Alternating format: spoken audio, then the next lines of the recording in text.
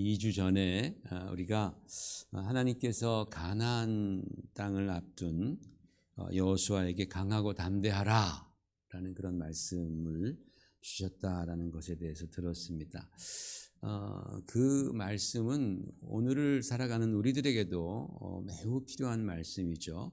왜냐하면 우리가 강하고 담대해야지 첫 번째로 하나님의 약속을 이룰 수 있고, 두 번째로는 우리가 강하고 담대할 때 하나님의 말씀에 순종할 수 있고, 그리고 세 번째로는 우리가 끝까지 신앙 가운데 강하고 담대할 때에 하나님께서 나와 함께 계심을 경험할 수 있기 때문이라는 말씀을 나누었습니다. 예수님께서 12제자들을 부르셨습니다. 그리고 그들과 함께 하시면서 말씀을 주시고 훈련시키시고 예수를 믿고 따른다라는 것이 무엇인지를 아주 세밀하게 보여주십니다. 그리고 이제 그들이 가서 예수를 전하게 하셨습니다.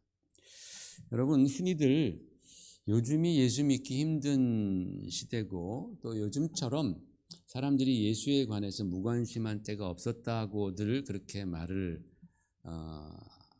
하지요. 그런데 사실은 택도 없는 날입니다. 2000년 전 예수님 당시를 생각해 보십시오, 여러분. 그때는 정말 지금과는 비교할 수 없을 만큼 예수 믿기 힘들었었던 시대입니다. 뭐 당연한 것 아니겠습니까? 예수님이 그때까지 아직 청년이었습니다. 30대밖에 안 된 청년이었습니다.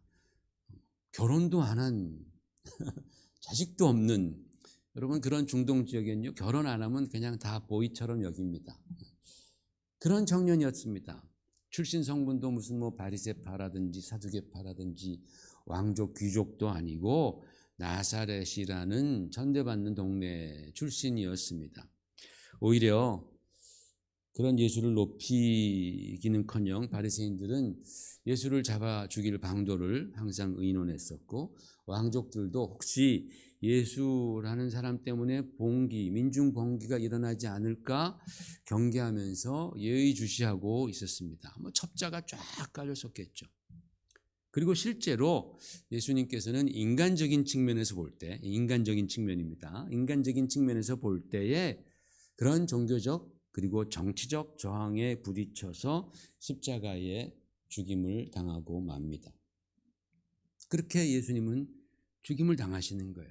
여러분, 인간이라는 존재는 이미 조직화된 곳 안에서 그래도 안정감을 느끼고 평안함을 느끼게 되는데, 그때 당시에 예수교는 아직까지 조직이 없었습니다. 형성 자체가 되지 않은 그런 시기였습니다. 시쳇말로 소위 맨땅에 헤딩하는 그런 상황이잖아요. 그런 상황에서 예수님께서는 제자들을 불러서 너희 예수 믿는 신앙 잘 지켜라, 그리고 예수 신앙 선포해라 라는 그런 사명을 주신 것입니다. 그러면서 주님께서는 오늘 말씀을 통해서 그 제자들, 두려워하는 제자들, 걱정하는 제자들에게 용기를 북돋아 주시는데, 28절에 보면은 몸은 죽여도 영혼은 능히 죽이지 못하는 그런 사람들 두려워하지 말고 너의 몸과 영혼을 능히 지옥에 멸하실 수 있느니 또 너의 영혼을 천국으로 이끌 수 있는 그분을 두려워하라. 참새 2마리가 한 아사리온에 팔리는데 그 한 마리가 땅에 떨어지는 것도 하나님께서, 천부께서 허락하지 아니하시면 안 되는데 너희가 참새보다 귀하지 않느냐, 그러니 걱정하지 말라. 얼마나 하나님께서 너를 케어하시는지 너희들의 머리털까지 다 세신 바 되었다라고 주님께서는 그들을 위로해 주시고 용기를 북돋아 주시는 거예요. 여러분, 이 말씀이 사실은 뭘 의미합니까? 이 말씀의 행간에 무슨 의미가 있습니까? 앞으로 예수 신앙 갖고 살다 보면은 진짜 많은 고난이 올 수 있다. 너희 심지어는 순교할 수도 있다라는 그런 의미가 저 뒤에 들어가 있지 않습니까? 그러나 또한 너희는 하나님께서 지켜보고 계시는 참으로 귀한 존재이니 그러니 너희가 두려워 말라. 모든 것 다 하나님께서 역사하실 터이니 너희는 하나님께서 어느 정도로 귀하게 여기시고 케어하시느냐 하면은 너희가 너희 자신을 알고 케어하는 것보다 하나님이 더 그리하신다. 머리털까지도 세신 바 되었다라고 주님 말씀하십니다. 그 당시 상황이 예수 신앙에 대해서 얼마나 위험하고 불리하고 또 급박하게 돌아가고 있다라는 것을 우리 주님 자신도 잘 알고 계셨다라는 말씀이죠. 그러니까 지금과는 사실은 비교도 안 되는 상황입니다. 그러나 그렇다 할지라도 너희가 물러서지 말라. 너희가 그리스도인으로서의 예수 신앙을 가진 사람으로서의 정체성을 잃지 말고 너희에게 부여된 그 사명을 감당하면서 나아가라. 하나님이 보고 계신다라는 그런 말씀 아니겠습니까? 그렇게 말씀하신 후에 오늘 이 말씀을 하십니다. 한 번 더 읽어보십시다. 시작. 누구든지 사람 앞에서 나를 시인하면 나도 하늘에 계신 내 아버지 앞에서 그를 시인할 것이요 누구든지 사람 앞에서 나를 부인하면 나도 하늘에 계신 내 아버지 앞에서 그를 부인하리라. 여러분, 이 말씀이 오늘 주님이 주신 말씀의 사실은 핵심입니다. 주님께서는 우리가 이 땅에서 평생토록 신앙생활하는 동안 얼마만큼이나 우리가 예수 믿는 신앙을 부끄러워하지 않고 담대히 살아갔는가를 보시겠다라는 거예요. 보고 계신다라는 거예요. 그것을 평가하시겠다라고 주님은 말씀하시는 거예요. 예수님께서 우리가 이 땅에서 주님을 시인하는 그러한 예수 그리스도를 믿는 그리스도인으로서의 정체성을 가지고 살아갔다면 내가 하나님 앞에 설 때 나도 너를 하나님 앞에 시인할 것이다. 인정할 것이다. 그러나 너희가 사람들 앞에서 이 땅에서 주님을 모르는 척하고 부인하는 삶을 살았다면 나도 하나님 앞에서 너희를 모르는 척하리라. 이런 말씀을 하시는 거예요. 여러분, 이 말씀은요 정말 우리 자신의 신앙을 되돌아보게 만듭니다. 제가 만들어낸 말씀도 아니고 주님께서, 우리가 믿는 주 예수께서 이 말씀을 하셨기 때문입니다. 왜냐하면 여러분, 우리가 아무리 신앙생활을 열심히 한다고 하여도 만약에 하나님 앞에서 주께서 우리를 가리키면서 내가 너 모른다, 나는 너를 알지 못한다, 내 믿음은 불합격이다 라고 말씀하시면 우리는 정말 절망 아니겠어요?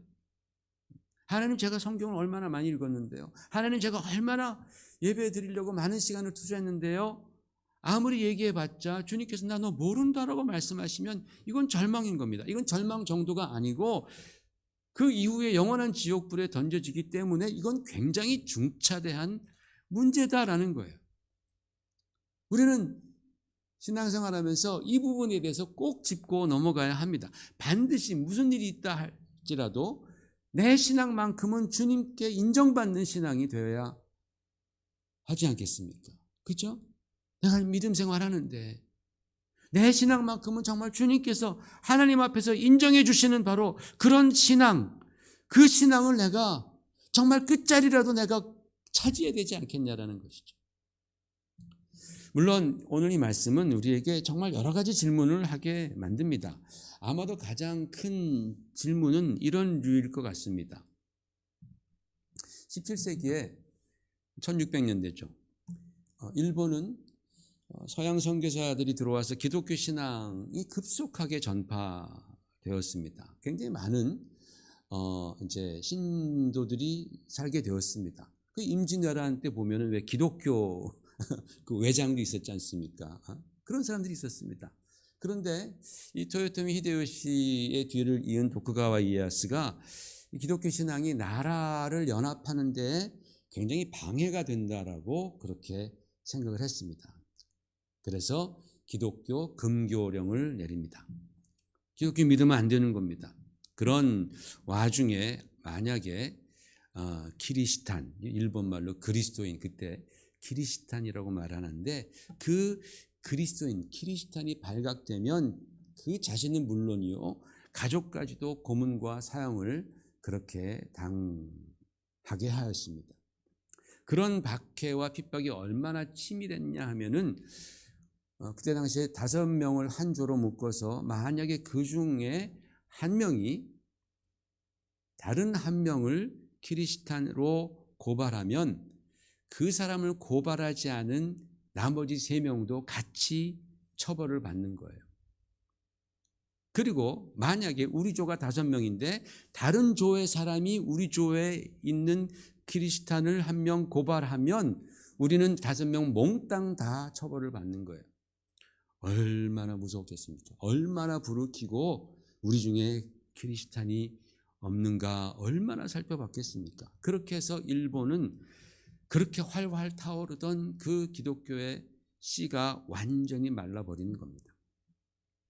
그럼에도 불구하고 숨어서 자기 신앙을 유지하던 기독교인들이 어디나 있죠. 어디나 박해가 있다고 사라지지 않습니다. 그들을 카쿠레 키리스탄이라고 불렀답니다. 카쿠레는 숨어있는, 잠적한, 잠복한 그런 뜻이랍니다. 이 카쿠레 키리스탄이 있었습니다. 이들은 죽음을 무릅쓰고 몰래 모여서 비밀리에 모여서 기도를 드리고 예배를 드렸습니다. 그들이 모였던 곳에는 작은 조약들이 있다는 거예요. 그게 뭔가 했더니 모일 때 그 조약들을 모아다가 십자가를 만들어 놓고 예배 드리고 헤어질 때는 그걸 갖다가 이렇게 흩어버립니다. 그러면 모르지 않습니까? 그런데 그러한 키리스탄이 아직도 있을 거라고 예상해서 영주들은 가끔씩 후미에라는 의식을 진행합니다.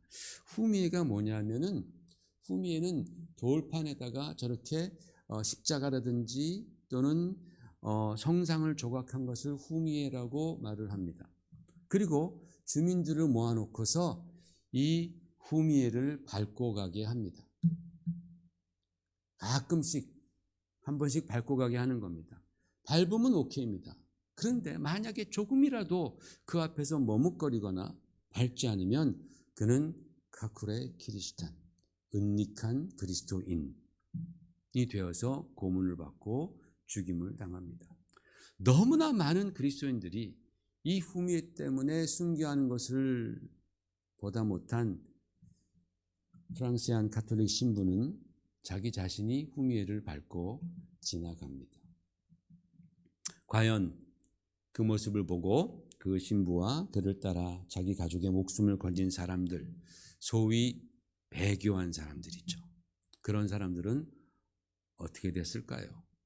우리는 아까 그 주님의 말씀을 들으면서 역사적으로 있었던 그런 사건들을 우리는 생각하지 않을 수가 없습니다. 정말 주님께서 그들을 하늘에서 모르신다고 냉정하게 잡아떼시고 부인하셨을까요? 저는 그렇게 생각하지 않습니다. 왜냐하면 거기에 대한 분명한 대답이 성경에 나오기 때문에 그렇습니다. 여러분, 베드로는 예수님을 3번이나 부인합니다. 예수님을 면전에 놓고 그분이 지금 저쪽에서 고난당하시는데 예수님을 부인합니다. 3번이나 부인합니다. 완전한 배교였습니다. 배교 중에 배교였습니다. 그러나 예수님께서는 그 베드로를 불쌍히 여겨주셨단 말이죠. 예수님과 베드로가 눈이 마주치는 장면이 성경에 나오지 않습니까? 그런 그림이 또 있습니다. 그 유럽에 가서 어떤 박물관인지 기억은 안 나는데 본 적이 있습니다. 그 예수님을 부인한 베드로와 이제 신문 받고 끌려가시는 예수님 그 사이에 탁 그 눈길이 부딪힌 그 그림이 있는데 그 화가는 예수님의 그 눈빛을 증오와 실망의 눈빛이 아니라 친근한 정말 불쌍히 여기는 사랑하는 그런 눈빛으로 그렇게 표현을 했습니다. 저도 거기에 동의를 합니다. 여러분, 베드로가 그렇게 3번이나 주님을 부인하고 배교했지만 그가 진심으로 회개하고 돌이켰을 때에 주님은 그를 용서해 주셨고 그에게 다시 큰 사명을 맡겨주시지 않아요? 그렇죠? 배교하고 돌아온 그 베드로는 초대교회의 기둥 같은 사람이 됩니다. 그렇다면 여러분, 기회주의자들처럼 달면 삼키고 쓰면 뱉는, 그래서 예수와 세상 사이에서 오락가락하거나 배교해도 된다는 의미입니까? 그런 건 아니죠. 그죠? 그런 건 아니죠. 제가 여러분께 배교해도 됩니다. 달면 삼키고 쓰면 뱉으십시오.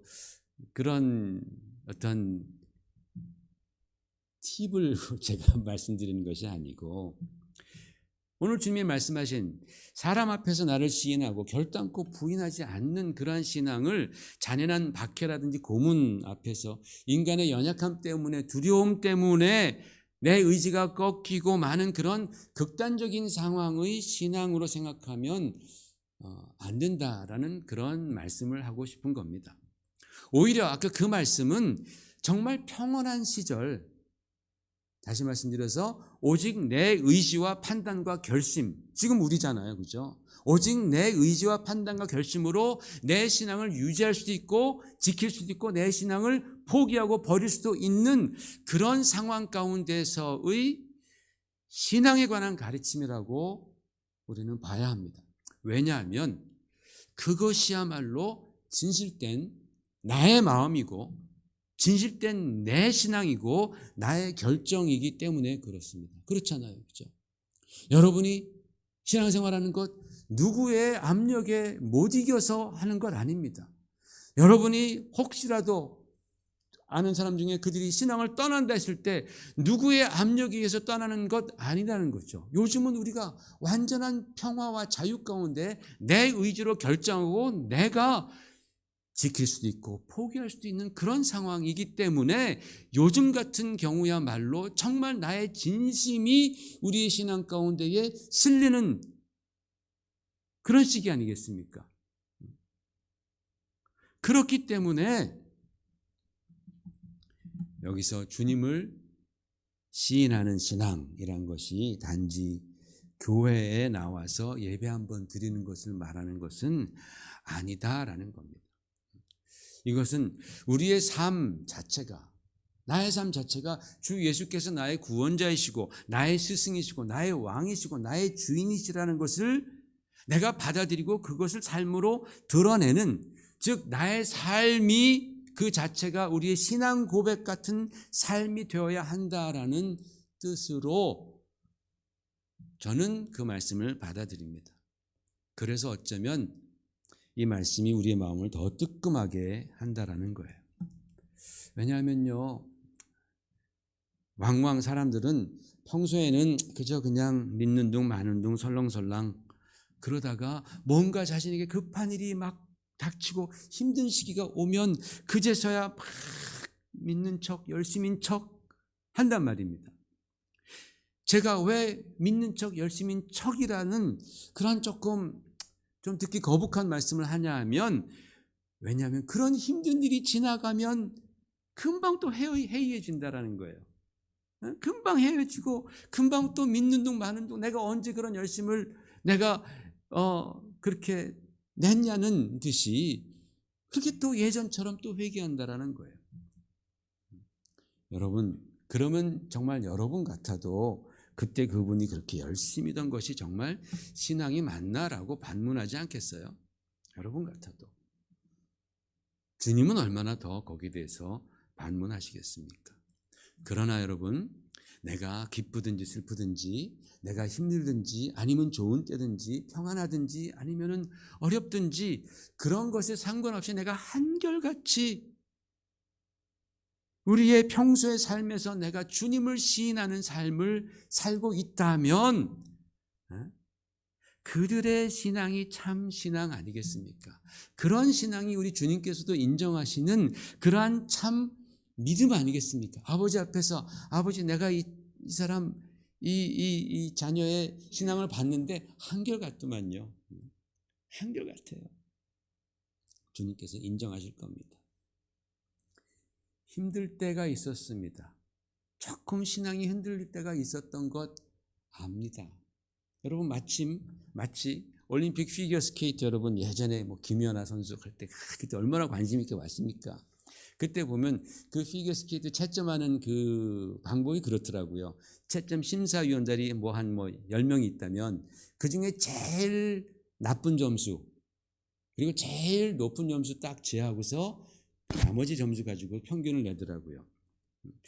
참 그 좋은 방법 같지 않습니까? 그런 것처럼 제가 생각해 보기를 우리 삶에서 극단적인 환경을 내가 지나갈 때에 우리 흔들릴 수 있잖아요. 그래요, 안 그래요? 흔들릴 수 있어요. 진짜로. 정말 여러분이나 저나 다 인간적인 연약함을 갖고 죄성이 있고 정말 기회주의적인 그런 신앙이 왜 없겠습니까? 그렇기 때문에 흔들릴 수 있습니다. 어려울 때. 주님께서 그 점수 빼주시고 그때 우리가 받은 좀 나쁜 점수는 빼주시고 평소 내 실력, 내 마음으로 내 자유로 내가 결정하고 내가 그렇게 믿고 행할 수 있는 그 평소에 내 신앙의 실력이 반영된 신앙으로 주님께서 평가해 주시리라고 믿습니다. 물론 우리보다 항상 힘든 상황 가운데에 처해 있는 그 핍박받는 그리스도는 있잖아요. 그런 분들께는 피겨스케이트에서도 보면 세 바퀴 돌면은 난이도가 높아가지고 곱하기 4점을 하고 한 바퀴만 돌면 곱하기 0.5점만 하는 거예요. 그런 데서는 기도 한 번만 해도 그게 목숨 걸고 하는 거잖아요. 그러니까 주님께서 야, 너 난이도 높은 신앙이다. 그래서 공정하게 주님께서 평가해 주시지 않겠어요? 그죠? 우리 기도 10번 하는 것보다 그분들은 한 번 모여서 찬양 한 번 하는데 그거 목숨 내놓고 하잖아요. 얼마나 난이도가 높습니까? 그러니까 제가 웃지만은 주님께서 공정하게 그들의 그 간절함과 신앙을 다 주님께서 보시고 평가하시고 그래 네가 그 어려움 가운데 나한테 찬양 몇 번 못했지만 너 참 잘했다. 이렇게 인정하실 줄로 믿습니다. 중요한 것은 여러분 우리의 평소의 삶, 저와 여러분의 그 평소의 삶이 예수 그리스도를 시인하는 삶, 예수님의 향기를 풍기는 그런 삶이 되기 위해서 우리는 매일매일 살아가면서 역시 강하고 담대해야 한다는 거예요. 강하고 담대해야 합니다. 내가 그렇게 예수님의 그러한 향기를 풍기려는 것을 사람들이 싫어하는 사람들이 주변에는 많습니다. 아이고 저 예수쟁이 하면서 너 맨날 그 얘기냐. 물론 우리가 지혜롭게 해야 되겠죠. 지혜롭게 해야 되겠지만은 우리는 강하고 담대함이 필요합니다. 여러분 우리가 지금처럼 편안하고 자유로운 환경 속에서도 예수 그리스도를 시인하는 그런 삶을 내가 살아내지 못한다면 혹시 앞으로 이보다 조금 더 열악해지고 조금 더 힘들어지는, 그래서 예수 믿는 것 때문에 손해를 본다거나 아니면 작은 박해, 핍박을 받는 상황이 온다면 그때는 어떻게 되겠습니까? 그때 그냥 다 포기하겠습니까? 주님 모른다라고 그렇게 하겠습니까? 조그만 손해가 온다고 해서. 여러분 지금도 내가 못한다면 안 되잖아요. 지금 같은 그러한 이 평안하고 내가 정말 fully 나의 마음대로 나의 정말 그 자유의지를 가지고서 주님을 사랑하고 섬길 수 있고 내가 예수 믿을 수 있는 그런 상황 가운데에 우리가 예수님을 시인하는 그러한 삶을 살지 못한다면 어려운 시기가 될 때 우리는 어떻게 하겠냐라는 겁니다. 그러므로 여러분 우리 신앙의 지조를 지키십시다. 내 신앙이 지조를 지킬 수 있도록 영적인 머슬, 그죠? 영적 근육을 우리는 키워나가야 하는 거예요. 여러분 말씀 읽으시고 또 기도하시고 또 예배 가운데 정말 열심히 참여하셔서 이 예배, 우리 교회 예배 맞지도 않은데 이 한 예배 우리가 성공하여서 이 예배 때 주님께서 이렇게 저렇게 주시는 그러한 영감을 받아서 우리가 또 일주일을 승리하는 삶을 살아가시는 여러분 되기를 부탁을 드립니다. 여러분 누가 여러분에게 물어봤을 때 너 유교 신자냐? 나 유교 신자 아니지 않습니까? 너 불교 신자냐? 아니다. 너 무신론자냐? 아니다. 그럼 너 뭐냐? 나 예수 믿는다. 정말 억울하지 않게 누가 봤을 때 쟤 예수 믿는데 나 예수 잘 안 믿는데 나보고 예수 믿는다 그러는데 되게 억울할 거 아니에요. 그러면 그렇죠? 억울하지 않게 확실하게 여러분 예수님을 신뢰하고 믿고 따르는 여러분 되었으면 좋겠습니다. 그럼 여러분 처음에 사람들이 내가 예수를 시인하는 그런 삶을 살게 되면 너 언제부터 그랬어? 옛날에는 안 그랬잖아. 옛날에도 교회 다녔는데 안 그랬잖아. 지금데 왜 그래? 갑자기 왜 이렇게 변했어? 라고 그렇게 툭툭 도발을 합니다. 프로보케이트 한다라는 거죠. 그런데 여러분, 그때 처음에는 좀 쑥스럽고 창피합니다. 그런데 그런 일이 몇 번 지나가면 놀라운 일이 생깁니다. 무슨 일인지 아세요? 여러분 마음 가운데에 성령의 음성이 들려오기 시작합니다. 그럴 때. 처음엔 막 창피해가지고 아무 소리도 안 들려. 막 창피해. 아유, 내가 괜히 그랬나?